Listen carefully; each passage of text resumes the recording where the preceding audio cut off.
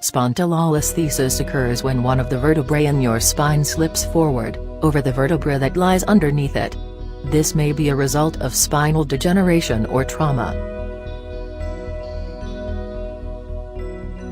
Spondylolisthesis is most common in the lower back, but rarely may occur in the neck. In some people, lumbar spondylolisthesis causes no symptoms at all. Others may have pain and muscle spasms in the back and legs. Spondylolisthesis may be caused by degeneration, when weakened discs and facet joints capsules allow the vertebra to slip.